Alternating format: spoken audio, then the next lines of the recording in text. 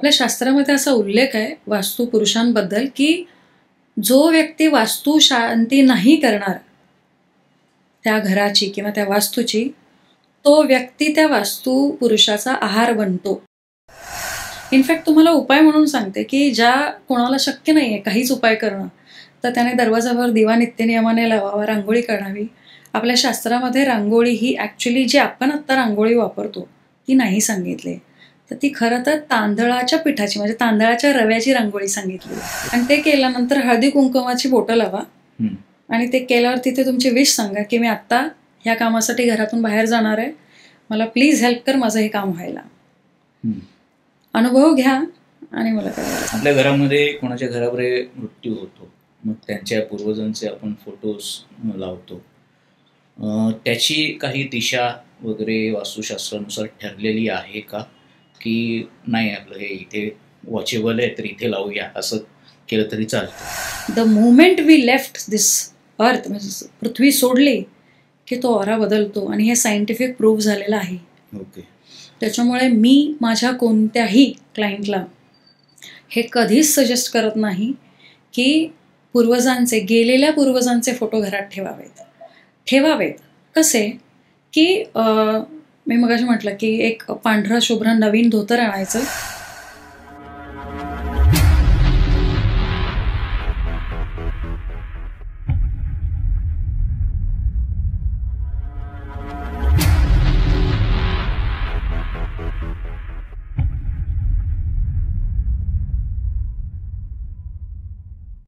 नमस्कार.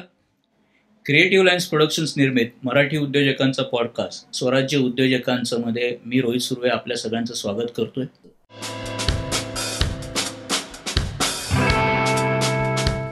वास्तू जेव्हा तथास्तु म्हणत असते, आपल्या पूर्वजांनी नेहमी आपल्याला सांगितलंय की कधी पण पॉझिटिव्ह चांगलं बोलावं. ह्याच्यामध्ये किती तथ्य आहे? कारण वास्तू ही आजच्या काळाच्या दृष्टीने हे निर्जीव गोष्ट आहे, किंवा आपण म्हणूया की अरे वास्तुशांती तर केली आहे ना, मग काय, मग वास्तुशांती पुन्हा मग हे सगळं वास्तू तथास्तु म्हणत असते, हे सगळं एकमेकांशी रिलेटेड आहे की खरंच वास्तू ही जिवंत एक काही ऊर्जा आहे की ती तथास्तु खरंच म्हणत असते, त्याच्यामुळे निगेटिव्हिटी ओढून घेऊ नये कोणी, असं काही आहे का? 100% आहे. मी आत्ता एक केस केली रिसेंटली. तुम्हाला आश्चर्य वाटेल, वास्तू खरंच खूप छान होती. म्हणजे नॉर्मली मी असं म्हणते की 70-80% वास्तू जर चांगली मिळाली, 70% जरी मिळाली ना तरी तुम्हाला आयुष्यात मागे बघावं लागत नाही.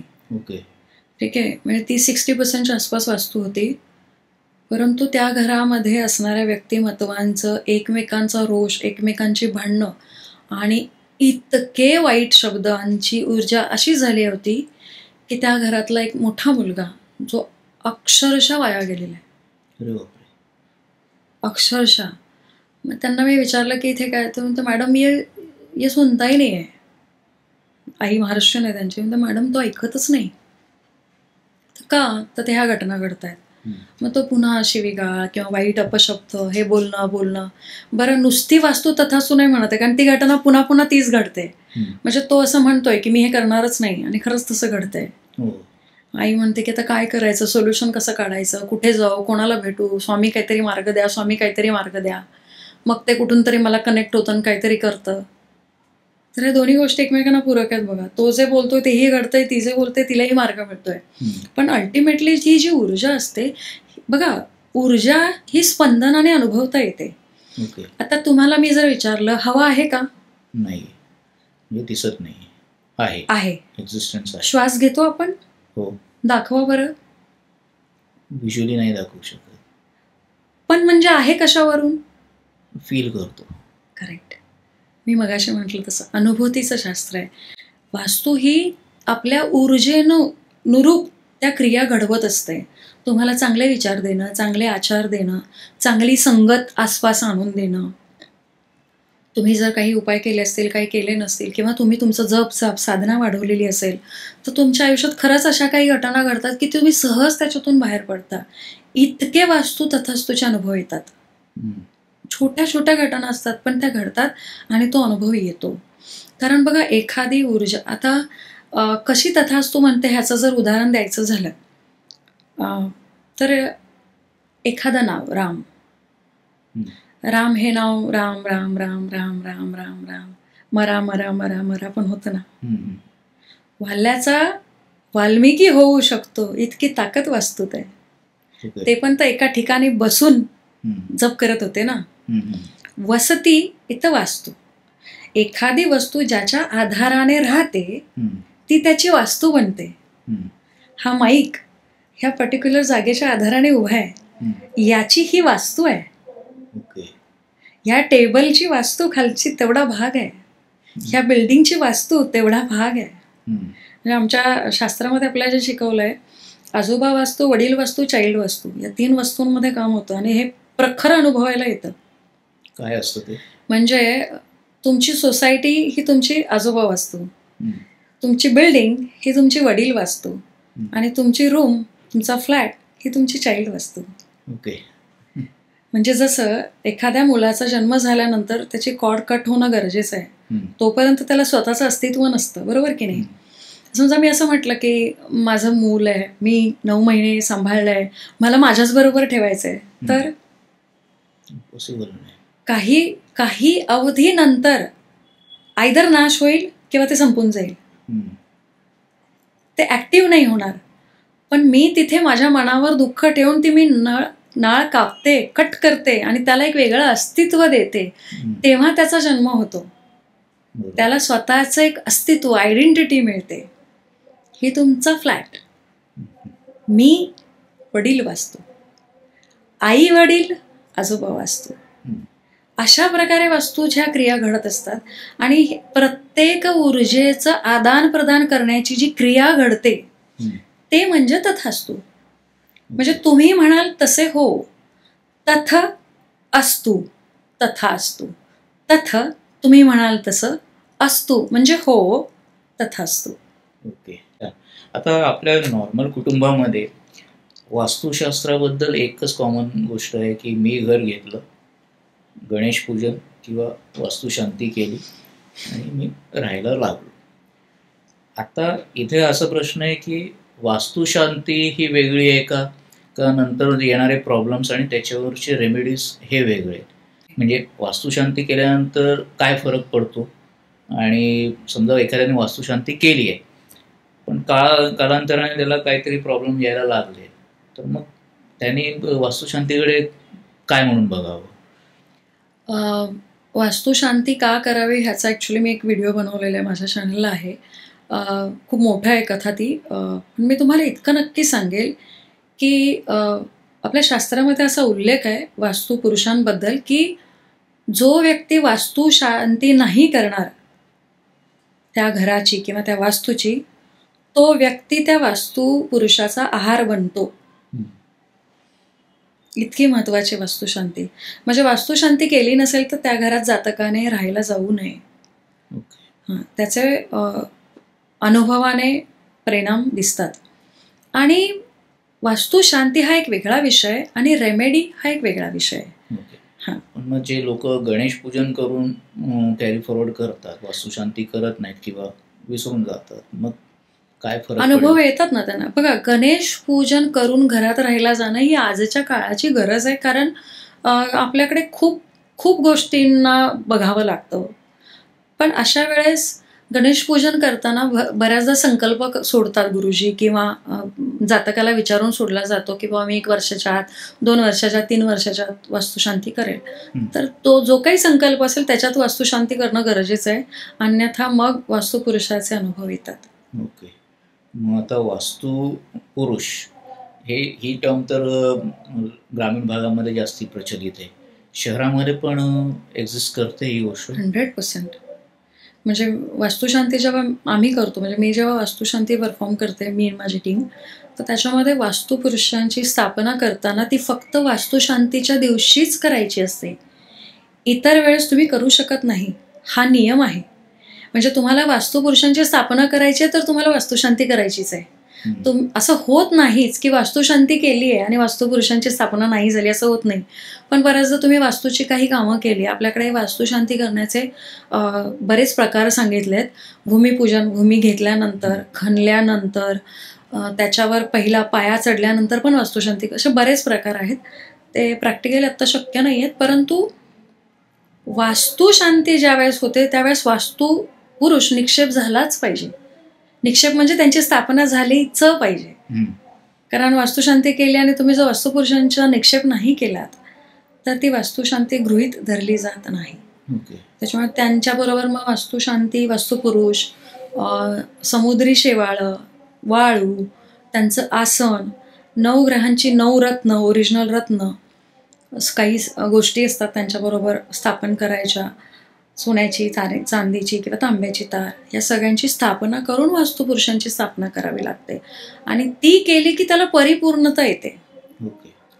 इव्हन नुसती वास्तू शांती करून वास्तुपुरुषांचा निक्षेप केला तरी छान अनुभव येतात. म्हणजे बऱ्याचशा पैकी पॉझिटिव्हिटी त्या घरामध्ये वाढते.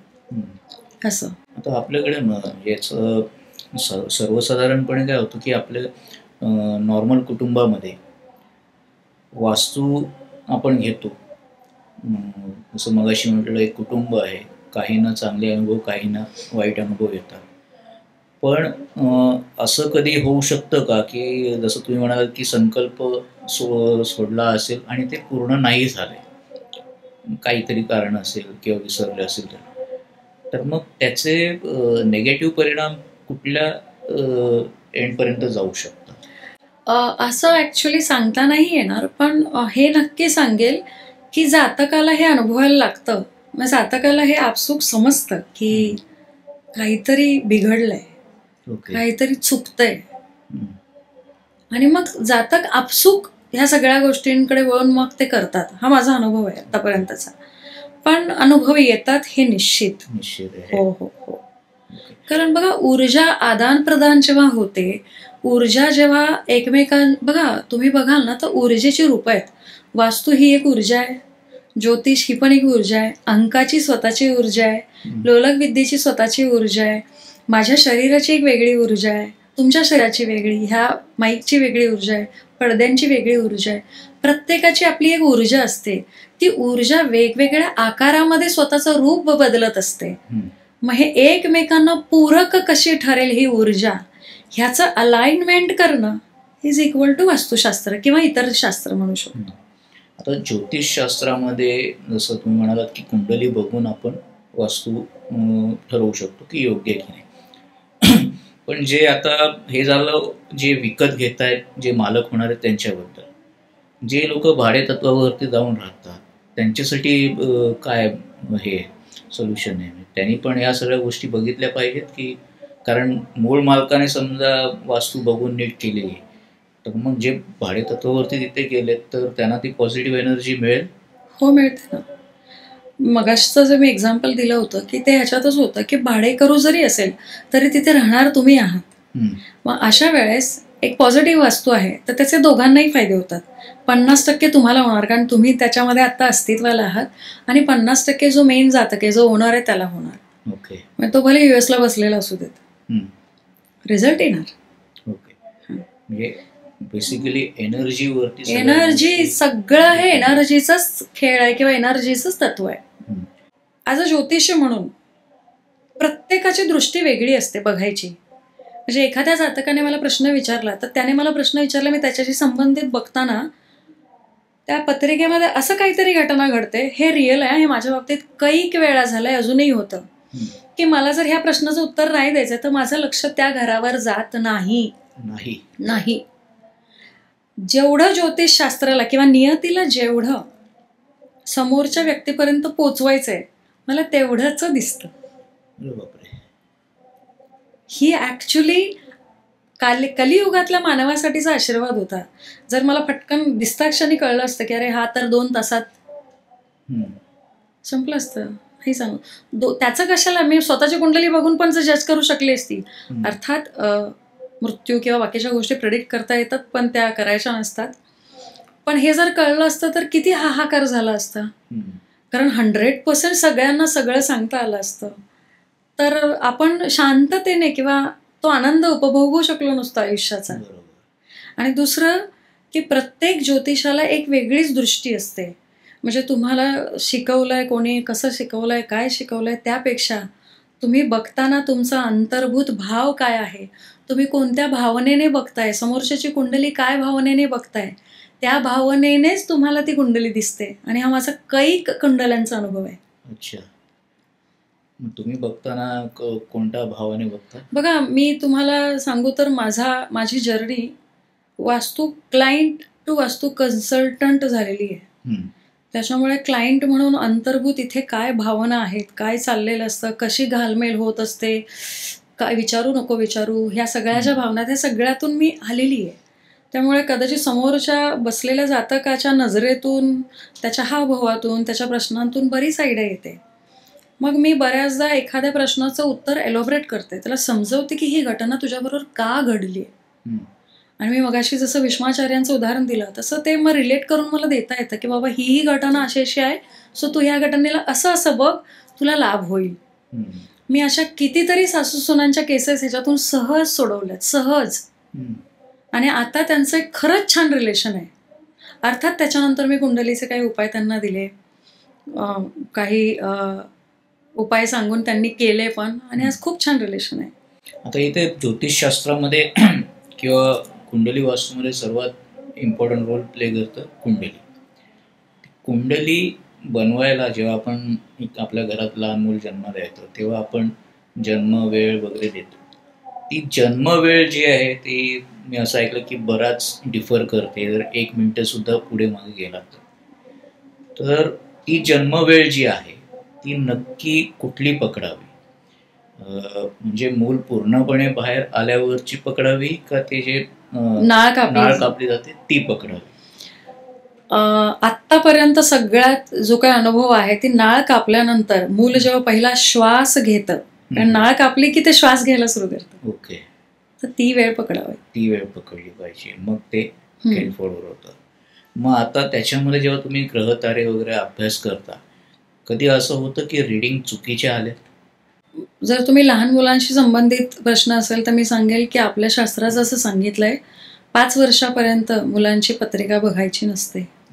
शास्त्रामध्ये आहे 5 वर्षापर्यंत मूल हे देवाच्या स्वाधीन असतं. सटवी जेव्हा येऊन लिहून जाते 6व्या दिवशी, तेव्हा ते 5 वर्ष बघू नये असं आपलं शास्त्र संमत आहे. पण आता बऱ्याचदा एखादं मूल आजारी असेल, काही प्रॉब्लेम्स आहेत काय, तर अशा वेळेस बघावं लागतं. मग त्यावेळेस उपाय करून, काही उपाययोजना करून आपण त्याच्यात हे देऊ शकतो. तर मी मगाशी म्हटलं ना की जर दैवाला मान्य नसेल, नियतीला जर ते मान्य नसेल, तर अशा बऱ्याचदा घटना होतात की नाही करत. आणि अनुभव की चुकीचं आलंय असं म्हणण्यापेक्षा मी असं म्हणेल की असा अनुभवास आलाय की आम्ही उपाय दिलेत, आम्ही रेमेडीज दिलेत, पण त्या समोरच्या जातकाने नाही केलेत. हा अनुभव नक्की आलाय. अच्छा.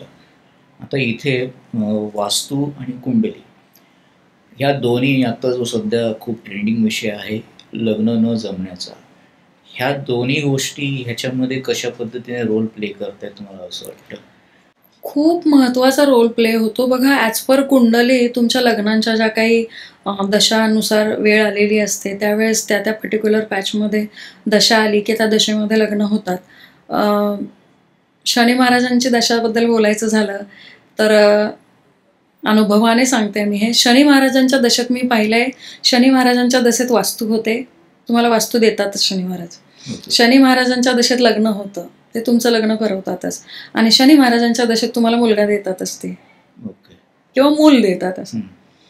आता मी जेव्हा माझं ॲनालिसिस याचं केलं तेव्हा माझं असं लक्षात आलं की शनी महाराज कशाचे कारक आहेत? कर्माचे कारक आहेत. शनी महाराजांनी जर वास्तू तुमच्या नशिबात दिली नाही तर तुमचे कर्मभोग सुटणार कसे, ते तुम्ही कसं भोगणार? मग ती वास्तू मिळते. लग्न नाही केलं तर जोडीदाराशी संबंधित असलेलं कर्म फेडणार कसं? त्याच्यामुळे लग्न व्हायला पाहिजे तर ते तुम्ही फेडणार. मुलाशी संबंधित जर तुमचं कर्म असेल, तुम्ही ह्या जन्मी घेऊन आला, तर ते तुमच्या आयुष्यात मूल देणार, त्याचे परिणाम आल्याशिवाय तुम्ही फेडणार कसे?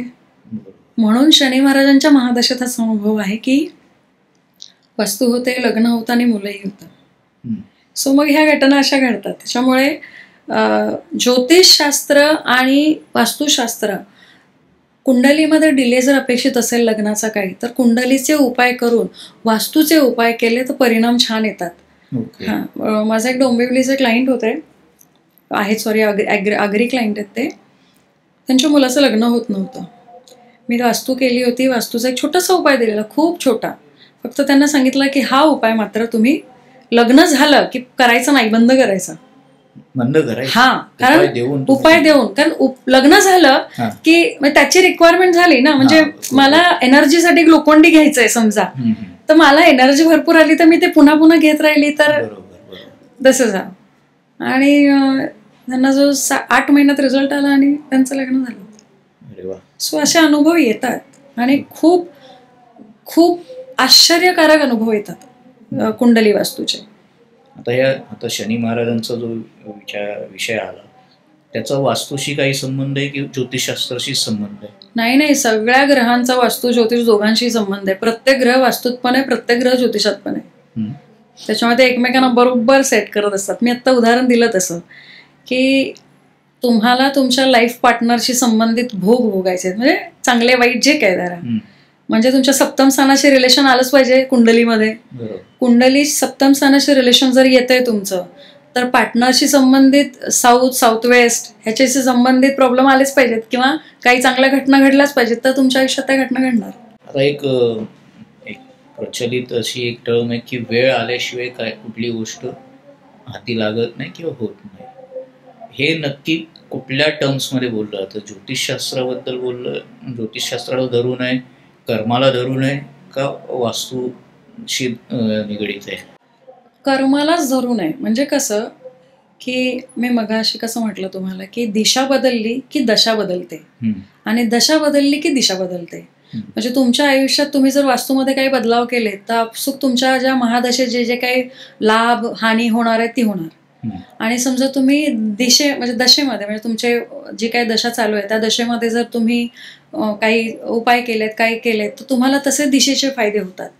त्याच्यामुळे हे कर्माशी संबंधितच तुमच्याबरोबर घडणाऱ्या घटना असतात आणि त्या तशाच घडतात.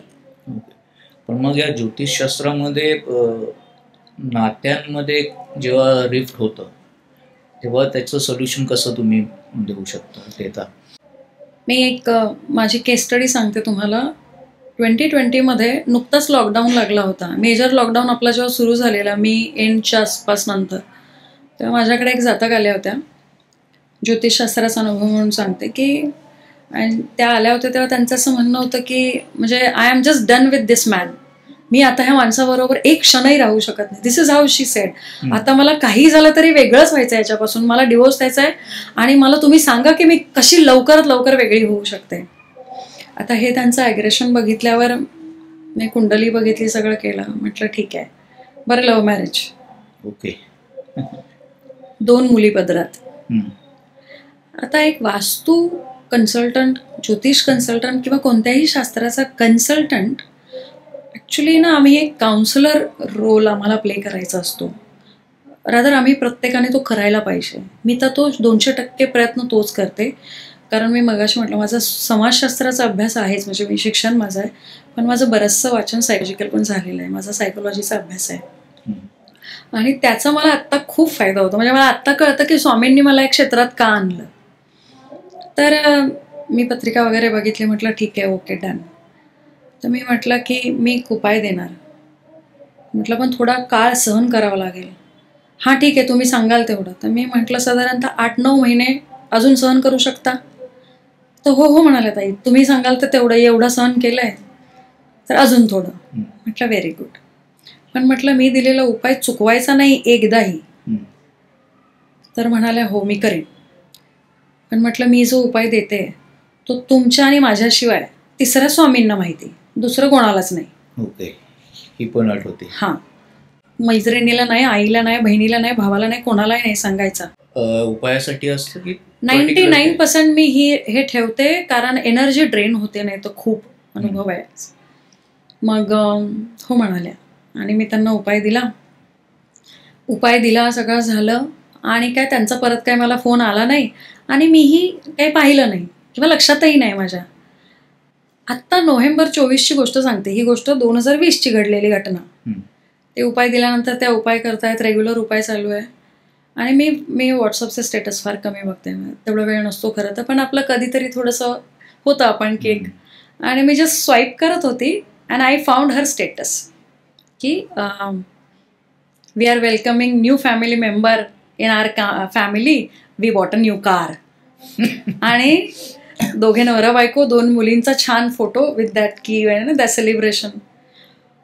आणि आय वॉज लाईक अमेज की वाव. आणि मी रिप्लाय केला तिला की I be the one of happiest person in this world to see you both of you together, अशी मी कमेंट टाकली. आणि अगदी मनापासून टाकली, कारण मी कुठलंही काम मनापासून करते. म्हणजे उगाचच तुम्हाला छान वाटावं म्हणून मी तुम्हाला होला हो वगैरे ते मी नाही करत. आणि देन शी ऑल्सो रिअलाइज की अरे हो ताई तुम्ही असं असं ते. आणि मग तिने मला कॉल वगैरे केला, बऱ्याच आमच्या गप्पा झाल्या की अरे म्हणजे ताई तू मला डिवोर्सचा उपाय दिलाच नव्हतास. तेव्हा मी तिला सांगितलं की अर्थात नाही. म्हणजे माझ्या गुरूंनी अनेक डिवोर्स वाचवलेत. ओके. तर कदाचित त्यांची परंपरा, त्यांचा आशीर्वाद म्हणून मीही ही प्रथा पुढे नेते की मी डिवोर्सचं काउन्सिलिंग फ्री ऑफ कॉस्ट करते. हां. सो आणि मग त्यांना सांगितलं की कसं असतं, आपला समाज तुम्हाला दोघांना कदाचित वेगळं झालेलं एक्सेप्ट करेल, त्या 2 मुलींना नाही करणार. आणि मुली म्हणून मी पण एक स्त्री आहे. सो मी म्हटलं ना की सायकोलॉजी, सोशोलॉजी, शास्त्र, ज्योतिषशास्त्र या सगळ्याचा एकत्रित अभ्यास आढावा घेऊन जेव्हा काउन्सिलिंग कन्सल्टिंग होतं ना, अप्रतिम रिझल्ट येतात. वास्तुशास्त्र, ज्योतिषशास्त्र, एखाद्या नवीन तरुण मुलाला उद्योग सुरू करायचा असेल तर ह्या दोघांचं कॉम्बिनेशन किती मॅटर करतं? बघा, मी असं सांगेन की जो व्यावसायिक असतो ना, जो व्यवसाय सुरू करतो, बिझनेसमन, तो सुरू करतानाच त्याचं मोटिव्ह असतं की मला याच्यात सक्सेस व्हायचं आहे. कारण त्याला सक्सेस मिळवायचं असतंच म्हणून तो व्यवसायात उतरतो. बरोबर. मग अशा वेळेस आपल्याकडे एक म्हण आहे, साम दाम दंडभेद. तर मी साम दाम इथपर्यंत थांबणारी आहे, दंडभेद नाही. कारण दंडभेद तुम्ही केलात की शनी महाराज बसलेलेच आहेत. ओके. त्याच्यामुळे एक व्यावसायिक म्हणून तुम्ही सगळ्या गोष्टी पाळता. म्हणजे तुम्ही त्याचे रूल्स पाळता. ह्या बिझनेसमध्ये हे रूल्स आहेत, हे पाळायला पाहिजे, हे करायला पाहिजे, हे करायला पाहिजे. त्याचबरोबर हाही एक भाग तुम्हाला त्याच्यात ॲड करायला पाहिजे की मी व्यवसायाचं ऑफिस घेतोय तर मला वास्तुशास्त्रानुसार घ्यायला पाहिजे. मी व्यवसाय सुरू करतोय तर मला माझी कुंडली बघून मला कुठला व्यवसाय लाभणार आहे ते बघायला पाहिजे. अंकशास्त्रानुसार मी माझ्या कंपनीचं कुठलं नाव ठेवायला पाहिजे ते बघायला पाहिजे. लोलक विद्यानुसार म्हणजे डाउजिंगनुसार तुम्ही हे बघायला पाहिजे की बाबा माझ्या या वास्तूमध्ये काय एनर्जीज आहेत त्या घालवायला, कमी करायला किंवा त्यांना गती द्यायला मी काय करायला पाहिजे. टॅरोट कार्डमध्ये तुम्ही इन्स्टंट की मॅडम मला 2 क्लायंटच्या मीटिंग्स आहेत, तर इन्स्टंट टॅरोट कार्ड खूप इन्स्टंट सगळंच बोलतं, पण टॅरोट कार्ड तर तुम्ही तेही करू शकता. आता बघा, एखादा व्यावसायिक म्हणून तुम्ही जेव्हा व्यवसाय आपण ॲडव्हर्टाईज प्रत्येकजण वापरतं. ॲडव्हर्टाईज करताना आपण हे बघतो की मला ही ॲडव्हर्टाईज करायची. त्यावेळेस आपल्याला हे माहीत नसतं त्याच्यातून काय रिझल्ट येणार आहे, येईल की नाही हेही माहीत नसतं.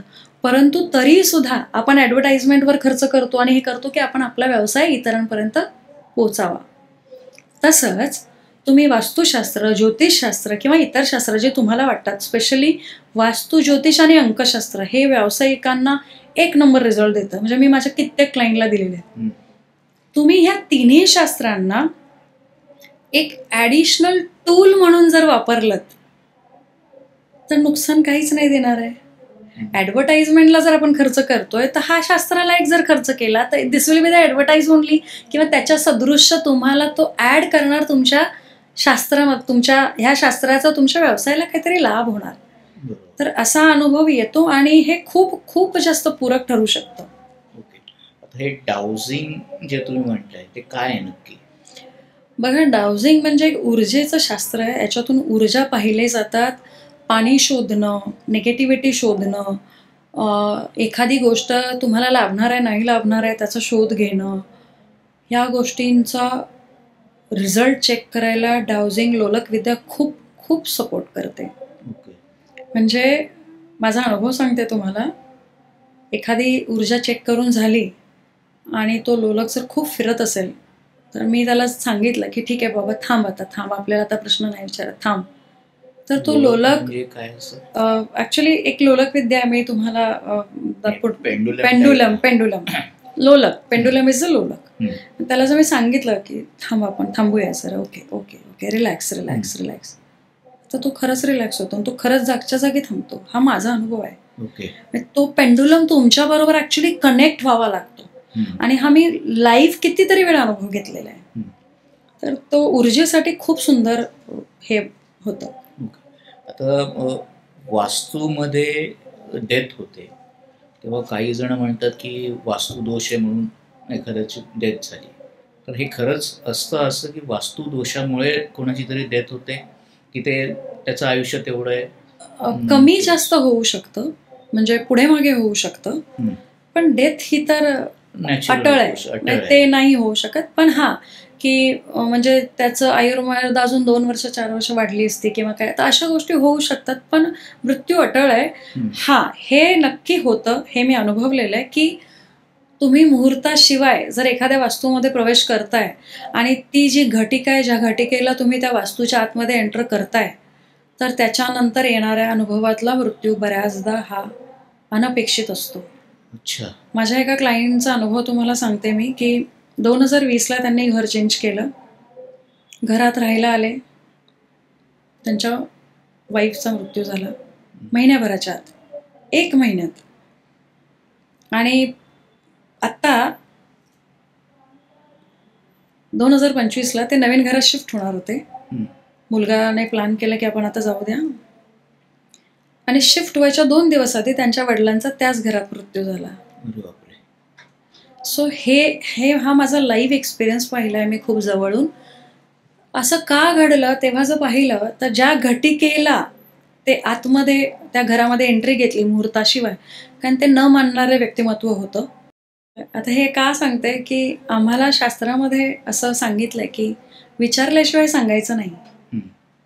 कारण विचारल्याशिवाय जर मी तुमचं काही तुम्हाला सांगते तर मी तुमच्या कुंडलीचे दोष प्रारब्ध मला भोगायचे.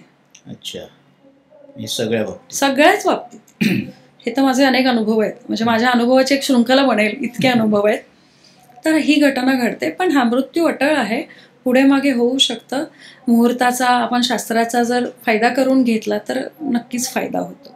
ओके. आता आपण घरामध्ये दिवे वगैरे लावतो, आता तर काय लॅम्प्स वगैरे आलेले, त्याची पोझिशनिंग वगैरे काही वास्तुशास्त्रानुसार निश्चित आहे की दाराबाहेर याच ठिकाणी लावायचं? युजली तर आपण उंबरठ्याच्या 2 टोकावरती लावतो. यातला एक किस्सा असं सांगेन, माझा स्वतःचा अनुभव, की मी जेव्हा 2013ला नवीन घरात शिफ्ट झाली होती तेव्हा आपल्या ग्रंथांमध्ये वेद हा एक कन्सेप्ट आहे. द्वारवेद असू शकतो, वृक्षवेद असू शकतो. तर त्याच्यामध्ये मला समोरच्या घराचा शूरॅकचा वेद होत होता, म्हणजे शूरॅक डायरेक्ट माझ्या घरासमोर होत होतं. आता ते बरं सांगू शकत नाही कारण मुंबईमध्ये खूप जागा कमी असतात. सो काय करू. सो मी काय केलं की मी माझ्या दारामध्ये रांगोळी काढायला लागली आणि दिवा लावायला लागली. त्याच्यामुळे माझ्या दरवाजातली रांगोळी आणि दिव्याने, अर्थात ती ऊर्जा छान पॉझिटिव्ह देते. तर माझ्या एक्झॅक्ट बाजूवालीने तो रेप्लिका केला, एक्झॅक्ट तिने रेप्लिका केला, आणि जसा तिने रेप्लिका केला तसं तिने ते शिवरॅक उचललं आणि एक्झॅक्ट राईट साईडला, जिथून ते दृष्टिक्षेपात येणार नाही असं ठेवलं, रेग्युलर. आणि त्याचा परिणाम असा झाला की आज मी त्या सोसायटीत नाही राहत आहे, पण त्या जागी तिथे दिवा आणि रांगोळी ही नित्यनियमाने. बरं, हा एक उपाय म्हणून जर तुम्ही बघितलात तर रांगोळी हा ॲक्च्युली आपला एक उपाय आहे. तुमच्या घरात येणारं व्यक्तिमत्व काय एनर्जी घेऊन येत आहे दॅट वी डोंट नो. मग अशा वेळेस रांगोळीमध्ये गेल्यावर पहिलं लक्ष जातं, वाव किती छान आहे. सो एनर्जी तिथे कॉन्सन्ट्रेट झाली. दिवा, अग्नी हे साक्षात दूत आहेत, म्हणजे पृथ्वी आणि देवांच्या मधले दूत आहेत. तुम्ही केलेली प्रत्येक गोष्ट देवांपर्यंत पोहोचवण्याचं काम अग्नी करतात. म्हणून देवपूजा करताना सगळ्यात अगोदर दिवा लावायचा असतो आणि मग देवपूजेला सुरुवात करायची असते. देवपूजा सुरू करताना जर तुम्ही दिवा लावला नसेल, निरांजन लावलं नसेल, तर ती देवपूजा मान्य होत नाही. ओके. कारण देवपूजा करताना जेव्हा तुम्ही दिवा प्रज्वलित करता तेव्हा तुम्हाला ह्या देवतेला सांगायचं की हे अग्निदेव, मी आज केलेली पूजा, जी काही साधी भोळी पूजा केली, ती पूजा तुम्ही देवतांपर्यंत, स्वामींपर्यंत पोचवा आणि मला आशीर्वाद द्या. मग पूजेला सुरुवात करायची असते. सो हा एक भाग आहे. त्याच्यामुळे जेव्हा दरवाजाच्या बाहेर दिवा लावता, बघा दिवाळीला आपण दोन्ही ठिकाणी लावतो, पण एरवी कमीत कमी तुमच्या दरवाजाच्या बाहेर जर तुम्ही दिवा लावला तर निगेटिव्ह ऊर्जा आतमध्ये यायचा चान्सच नाही आहेत, प्रश्नच नाही. ओके. त्याच्यात बरेच उपाय करता येतात. तुमचा दरवाजा हा अतिशय स्वच्छ असावा, तुटका फुटका तुटलेला असू नये, त्याच्यावर काही काही विचित्र गोष्टी चिटकवल्या आहेत, खिळा लावलेला आहे, काही अडकवलेलं आहे. बऱ्याच जणांना अशी सवय असते की तोरणं लावल्यानंतर अगदी 15-15 दिवस 3-3 आठवडे दरवाजावर तोरणं तशीच असतात सुकलेली. तर ते अतिशय घातक आहे. निगेटिव्ह ऊर्जा इन्व्हाइट करायचं स्तोत्र आहे ते. म्हणजे तुम्ही जर तोरण लावताय, आपण पाडव्याला लावतो किंवा चांगल्या सणावाराला तोरण लावतो, तर साधारणतः 1, 2, 3 दिवस फार तर त्याच्यानंतर तुम्हाला ते काढून कचऱ्यात टाकायचंच आहे बाहेरच. कारण जसं जसं ते सुकतं तशी तशी ती एनर्जी ऑलरेडी त्याने ड्रेन केलेली असते. तुम्ही ते कंटिन्यू ठेवलात की ते तसंच होल्ड करून राहणार ती ड्रेन एनर्जी. त्याच्यामुळे हे की रेग्युलर तोरण बदलणं, इनफॅक्ट तुम्हाला उपाय म्हणून सांगते की ज्या कोणाला शक्य नाहीये काहीच उपाय करणं, तर त्याने दरवाजावर दिवा नित्यनियमाने लावावा, रांगोळी काढावी. आपल्या शास्त्रामध्ये रांगोळी ही ॲक्च्युली जी आपण आत्ता रांगोळी वापरतो ती नाही सांगितली, तर ती खरं तर तांदळाच्या पिठाची, म्हणजे तांदळाच्या रव्याची रांगोळी सांगितली आहे. ओके. हां, ह्याच्या मागचं खूप मोठं शास्त्र आहे, आपण कधीतरी पुन्हा बोलू. पण ती काढावी.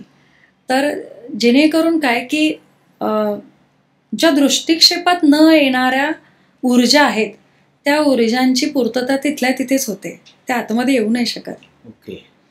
दुसरं की दरवाजाला तोरण लावणं, आंब्याच्या लावणं खूप गरजेचं आहे. आंब्याचा ढाळा, आपण दरवाजाला आंब्याचा ढाळा लावतो, ते काय सोपी क्रिया आहे की ढाळा आणला, लटकवला. मी सांगेल तुम्ही त्या पानांचं स्वतःहून तोरण बनवा, सुईने बनवा, जसं जमेल तसं बनवा आणि ते लावा. दर शुक्रवारी आंब्याचं तोरण लावा आणि 1.25 वर्ष करा आणि अनुभव घ्या. पण कंडिशन एक, पानं सुकली की काढून टाकायचं. ओके. आणि ते काढून घरात नाही आणायचं, काढून बाहेर. म्हणजे बाहेरच्या बाहेर तुम्ही बाहेर चाललाय, काढलं, घेतलं, कचऱ्यात टाकलं. तसं हे बऱ्याच प्रकारे करू शकता. तुम्हाला दरवाजाचा अजून एक, म्हणजे आपल्या जातकांसाठी एक उपाय देते की तुम्हाला एखादं काम तुमचं खूप डिले होतंय, होतच नाहीये, आणि तुम्ही आता त्या कामाला चाललाय आणि तुमच्या मनात धाकधूक आहे की होईल नाही होईल. ते काम पॉझिटिव्ह ऑरामध्ये आणण्यासाठी, पॉझिटिव्ह करून तुमच्यापर्यंत आणण्यासाठी आपलं जे धोतर असतं, धोतराचं वस्त्र घ्यायचं, पांढरं शुभ्र नवीन, ते कापा थोडंसं, जे काय तुम्हाला सोयीने पडेल तेवढं, आणि त्या धोतराच्या वस्त्राने, पाण्याने तुमचा स्वच्छ दरवाजा तुम्ही करा. अगदी स्वच्छ तुम्ही पुसायचा. तो दरवाजा स्वच्छ पुसला, छान पुढून मागून सगळं, अगदी बॉर्डर सगळं, आणि ते केल्यानंतर हळदी कुंकुमाची बोटं लावा आणि ते केल्यावर तिथे तुमची विश सांगा की मी आत्ता ह्या कामासाठी घरातून बाहेर जाणार आहे, मला प्लीज हेल्प कर माझं हे काम व्हायला. अनुभव घ्या आणि मला कळवायला सांगा. म्हणजे छोटे छोटे इतके उपाय आहेत आपल्या शास्त्रात. ॲक्च्युली मी म्हटलं ना, भाव तिथे देव. तुमचा ह्या शास्त्रावर विश्वास पाहिजे, तर हे शास्त्र तुम्हाला असं उपाय द्यायला सुरू करतं. अच्छा, आता आपण पॉडकास्टच्या शेवटाला येतोय, वेळेच्या अभावी 2-3 प्रश्न आहेत. जी.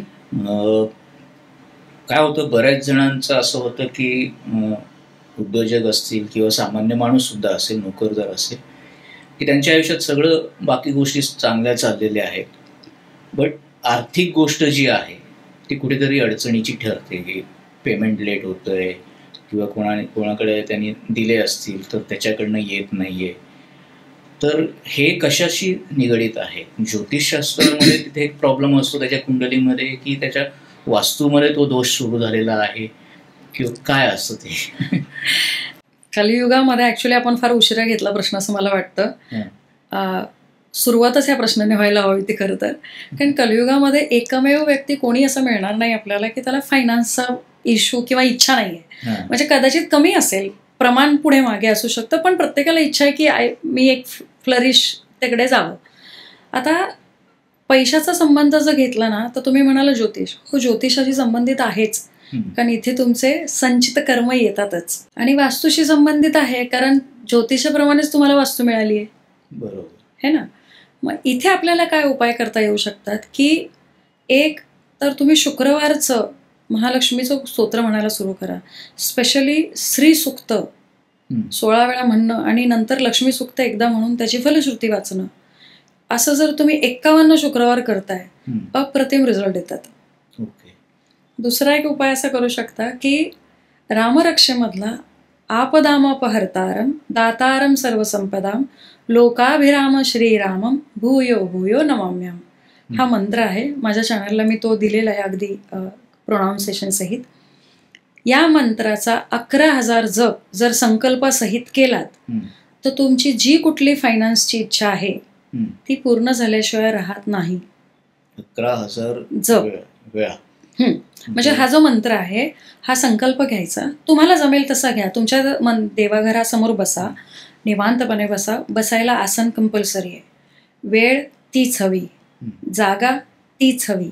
माळेत करायचं तर माळेत करा, तुम्हाला वेलची किंवा वाटाणे जे घेऊन मोजायचंय तसा करा, तुमची इच्छा. पण त्या वेळेला त्या ठिकाणी त्याबरोबर जर तुम्ही संकल्प घेऊन हा जप केलात की हे महालक्ष्मी माते, मी अज्ञान आहे, माझ्याकडनं चुका झाल्यात. पहिलं तर आपल्याला माफी मागणं गरजेचं आहे, कारण आपलं संचित काय आपल्याला माहीत नाही आहे. की माझं जे काही प्रारब्ध आहे ते तुझ्या पायाखाली घे. मी या मंत्राचा मंत्र बोलायचा, या मंत्राचा मी 11,000 वेळा जप करतोय.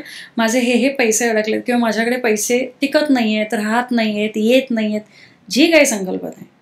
फक्त इथे एक लक्षात घ्यायचं आहे, आपल्याला चतुर नाही बनायचं आहे. की म्हणजे 4 गोष्टी एकत्रित करून मागितल्या तर आपल्याला देवापुढेपेक्षा हुशार नाही व्हायचंय. तर एक एक गोष्ट करून तुम्ही n नंबर ऑफ करा, काही प्रॉब्लेम नाही. आणि तो संकल्प घ्या आणि तो 11,000 जप पूर्ण करा एका टाइमला. नाही, तो तुम्ही 8 दिवसात करा, 11 दिवसात करा, 21 दिवसात करा. ते तुम्ही डिसाईड करा की तुम्हाला किती दिवसात करायचं आहे. वेळ, काळ, स्थान सगळं एक ठिकाणी.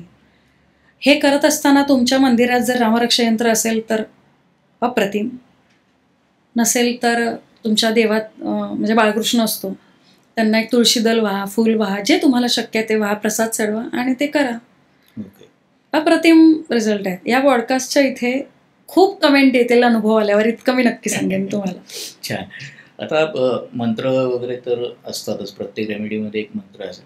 पण आपलं मुंबईचं जे आयुष्य आहे ते धक्काधक्कीचं झालं आहे आणि प्रत्येकालाच तेवढा वेळ देणं पॉसिबल नाही आहे प्रॅक्टिकली विचार केला तर मग त्याला काही ऑप्शन आहे का आपल्याकडे? की बघा, साधनेसाठी किंवा स्वतःमध्ये बदल घडवण्यासाठी जर तुम्ही म्हणत असाल तर आपण हे करू शकतो. कसं की आता बघा, मी एक स्त्री आहे, मी स्त्री म्हणून स्त्री वर्गाशी खूप छान समजू शकते.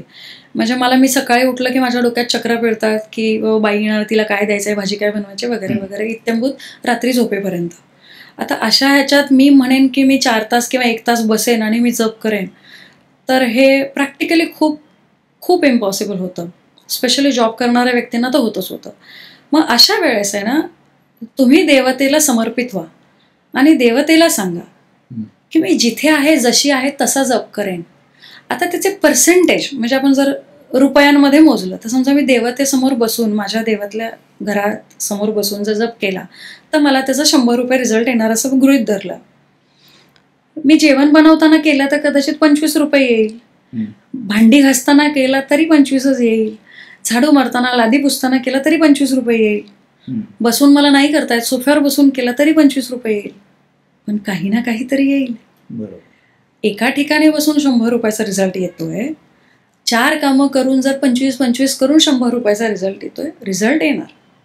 पण तुमची भावना खूप छान पाहिजे. आता मी स्त्रियांच्या बाबतीत एक तुम्हाला किचनची एक टिप्स म्हणून सांगते की आपल्याकडे नॉर्मली दूध उतू गेलं की कृष्णार्पणमस्तु म्हणायची पद्धत आहे, पूर्वापार चालत आली. माझ्या आजीने माझ्या आईला किंवा सासूबाईंनी शिकवली, तिने मला शिकवली, मीही फॉलो केली. पण जेव्हा मी या क्षेत्रात आली मला प्रश्न पडायचे की सांडलेलं दूध कशाला कृष्णाला द्यायचं, म्हणजे तेव्हाचे माझे विचार. आणि नंतर लक्षात आलं की ॲक्च्युली फक्त ते तेवढ्याच दुधाशी रिलेटेड नव्हतं. तुम्ही भाकरीला तवा ठेवताय, श्रीकृष्णार्पणमस्तु. तुम्ही फोडणी घालताय, श्रीकृष्णार्पणमस्तु. तुम्ही चपात्या लाटताय, श्रीकृष्णार्पणमस्तु. तुमच्या घरचं जेवण प्रसाद नाही झालं तर सांगा मला. ते नाहीये ते समजा. हा एक भाग झाला. तुम्हाला स्वामी आवडतात, स्वामींचं नाव घ्या, अन्नपूर्णेचं नाव घ्या, ओम अन्नपूर्णे नमो नमः, इतकं बस आहे. इथून आलं पाहिजे. इथून आलं की देव पण हिशोब करतो. इथून आलं की म्हणतो चल ठीक आहे, ओके. आता याचं एक छोटीशी थोडासा हे होईल, पण मला वाटतं की हे सांगणं गरजेचं आहे की एकदा एका भक्तासाठी श्रीकृष्ण मंदिरातून पळून आले त्याला भेटायला. कारण तो भक्त द्वारपालाचे ते झाडू मारणारा होता. आता तो भक्त आल्यावर त्याला सांगितलं की बाबा मी आलोय, दे मला तुझा लाडूचा प्रसाद. ही शॉर्टमध्ये सांगते मी स्टोरी तुम्हाला. तर तो म्हणाला की अरे मी तुला कसं देणार, तू तर देव आहेस, मी कुठे माझा हात लागला तुला तर तू पापभ्रष्ट होशील, मी तर शूद्र जातीतला आहे वगैरे. तो म्हणाले ठीक आहे थांब, मी शुद्ध होतो, तुझा हातचा प्रसाद खातो आणि मी शुद्ध होतो. मग त्यांनी तो प्रसाद भक्षण केला आणि स्वतः पाणी घेतलं. अपवित्र अपवित्र वा सर्वावस्थाम गतोपवा या स्मरत पुंडीराक्ष सभ्याय अंतरशुची. म्हणजे जो स्वतः श्रीकृष्ण आहे तो स्वतःला शुचिरभूत करून घेतोय, इतकी ताकद या मंत्रात आहे. नाही काही जमत आहे, साधं पाणी शिंपडा आणि सांगा की मी साधी गोळी सेवा तुला करतोय, ही मान्य करून घे. भाव असेल ना, मी तुम्हाला सांगते मी या क्षेत्रात आत्ता इथपर्यंत पोचली आहे फक्त भाव. कारण मी प्रोफेशनलिझम बरोबर मी हे बघते की माझ्या जातकाचा फायदा कसा होणार आहे. आता मी जे तुम्हाला वाक्य सांगणार आहे ह्याला कंप्लेंट म्हणायची का कॉम्प्लिमेंट हे तुम्ही किंवा प्रेक्षकांनी ठरवावं. माझ्या एका क्लाइंटने विचारलेलं, अरे शुभांगी मैडम की बात कर रहे हो तुम, वो बहुत डीप में देखती है यार. मला जेव्हा त्यांनी सांगितलं की मॅडम आपके बारे में असं, मी म्हटलं सर मैं तो इससे कॉम्प्लिमेंट लेती हूँ. कारण काय असतं ना, ह्या शास्त्र खूप खूप डीप आहे. मी जे आत्तापर्यंत शिकली आहे ते 1% पण नाही आहे. ओके. 15 वर्षात किती अगाध आहे ते. त्याच्यामुळे मी प्रयत्न करते की मी जे बेस्ट देऊ शकेल सगळ्या शास्त्रांचा अनुरूप करून ते मी द्यायचा प्रयत्न करते. आता शेवटचे 2 प्रश्न आणि मग आपण थांबूया. हो. आपल्या घरामध्ये कोणाच्या घरामध्ये मृत्यू होतो, मग त्यांच्या पूर्वजांचे आपण फोटोज लावतो. त्याची काही दिशा वगैरे वास्तुशास्त्रानुसार ठरलेली आहे का, की नाही आपलं हे इथे वॉचेबल आहे तर इथे लावूया असं केलं तरी चालतं? खूप महत्त्वाचा प्रश्न आहे. आणि कसं आहे ना बघा, आपले पूर्वज जेव्हा जातात, आई वडील आजी आजोबा, आपण खूप कनेक्टेड असतो त्यांच्याशी, म्हणजे त्या व्यक्तीशी. आणि कसं आहे की म्हणजे आपलं ब्लड असतं ना, खून रक्त असतं आपलं, ते त्याच्यामुळे आपल्या खूप भावना अटॅच असतात. पण काय होतं ना, जेव्हा आपण देह सोडतो, देह सोडल्यानंतर तो आत्मा होतो. वडील, काका, मामा, आई, बाबा, बहीण, भाऊ, काही नाही, त्याच्यासाठी तू एक आत्मा आहेस. अशा वेळेस काय होतं की आता तुम्हाला एक सोपं उदाहरण देते. आपल्या मंदिरांमध्ये देवतांचे फोटो असतात. गणपती बाप्पा म्हटलं की तुमच्या समोर गणपती बाप्पाचा छान फोटो आला असेल, सरस्वती माता, लक्ष्मी माता, फोटो रूपी किंवा मूर्ती रूपी, पण फोटो बद्दल मी बोलते. तर त्या फोटोमध्ये त्या पर्टिक्युलर मूर्तीचा ऑरा, एनर्जी स्थापित होते चित्ररूपात. तशीच सेम आपलंही चित्र असतं. जोपर्यंत हयात आहोत तोपर्यंत त्या चित्रामध्ये पॉझिटिव्ह ऑरा असतो. The moment we left this earth, म्हणजे पृथ्वी सोडली, की तो ऑरा बदलतो. आणि हे सायंटिफिक प्रूव्ह झालेलं आहे. ओके. त्याच्यामुळे मी माझ्या कोणत्याही क्लायंटला हे कधीच सजेस्ट करत नाही की गेलेल्या पूर्वजांचे फोटो घरात ठेवावेत.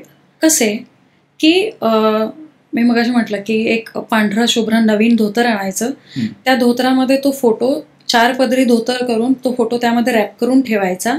आणि तुमच्या पूर्वजांची ज्या दिवशी तिथी असेल त्या दिवशी तो काढायचा, तिथीला ठेवायचा, पूजा करायची, त्याचं जे काही तुमचं नैवेद्य, जो काही प्रसाद द्यायचा आहे तो द्यायचा.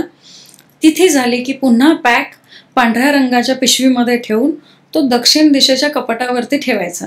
आता समजा फोटो असा आहे तर तो पालता नाही झाला पाहिजे. म्हणजे समजा चेहरा इथे आहे तर तो पालता नाही झाला पाहिजे, तो असा राहायला पाहिजे. भले तो वरून पॅक आहे पण तो असा राहायला पाहिजे. एवढी खबरदारी घेतली आणि हा एक उपाय म्हणून जरी करून बघितलात तरी अप्रतिम रिझल्ट येतात. याचं कारण तुम्हाला सांगते. जेव्हा आपण फोटोरूपी त्यांना स्थापन करतो घरामध्ये, तेव्हा त्यांना आहे ना आपण ऍक्च्युली अडकून ठेवतो. ओके. पुढच्या गतीला जायला देत नाही. कारण आपल्याकडे शांती गेल्यानंतर शांती ही संकल्पनाच नाहीये. म्हणजे आपल्याकडे आता खूप मोठं फॅड आहे की कोणी गेलं की RIP सहज टाकतो.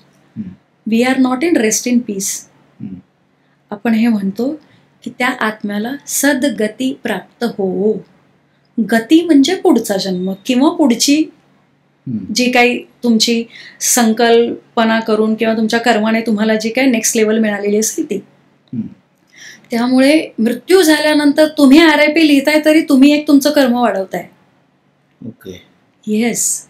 तुम्हाला लिहायचंय की मी स्वामींचरणी ही प्रार्थना करतो की या आत्म्याला सद्गती प्राप्त हो. एक वाक्य लिहायला किती वेळ लागतो? नाही तर लिहू नका, पण कर्मबंधनात RIP लिहून अडकू नका, एवढं माझं नक्की सांगणं असेल.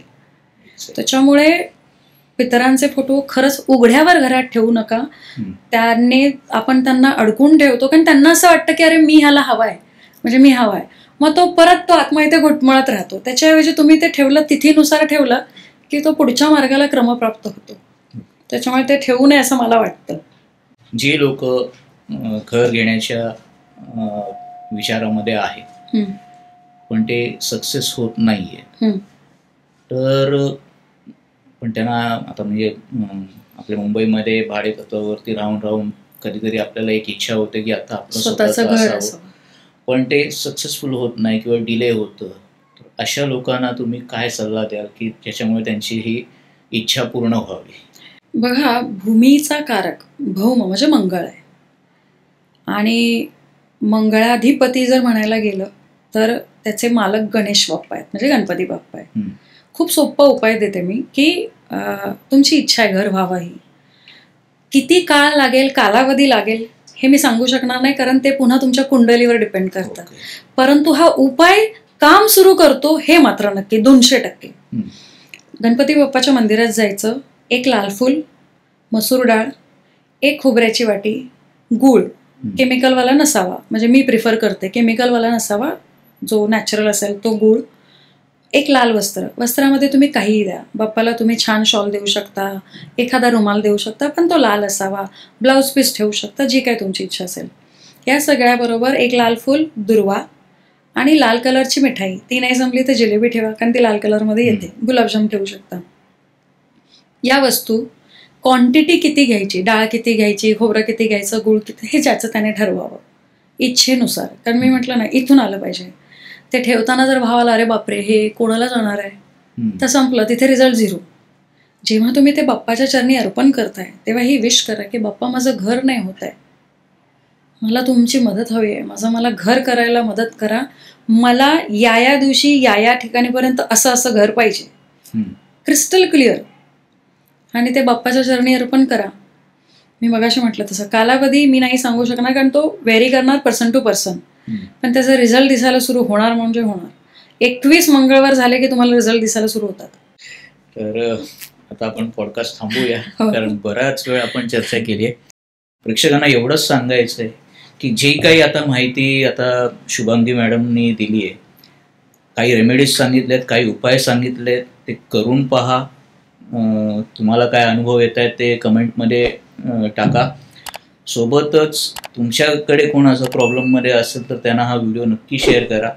आणि तुम्हाला जर का काही प्रश्न वगैरे असतील किंवा सोल्युशन्स घ्यायचे असतील तर आम्ही डिस्क्रिप्शनमध्ये त्यांचा संपर्क देऊच, त्यांना कॉन्टॅक्ट करा. आणि जसं त्यांनी म्हटलं की ते खूप डीपमध्ये जाऊन सोल्युशन देतात किंवा अभ्यास करतात, तर अशी व्यक्ती जर तुम्हाला हवी असेल तर नक्की त्यांना कॉन्टॅक्ट करा, त्या नक्की तुम्हाला मार्गदर्शन करतील. धन्यवाद शुभांगी मॅडम. धन्यवाद, खूप खूप धन्यवाद.